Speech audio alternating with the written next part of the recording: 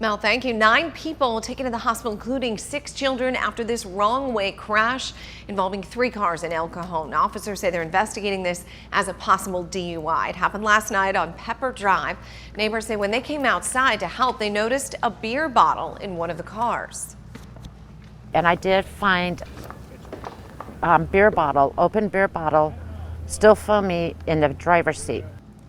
According to the CHP, the driver of the Cajon was going the wrong way. The driver of the blue truck tried to dodge it, but was clipped, sending the Cajon spinning before being hit by the minivan.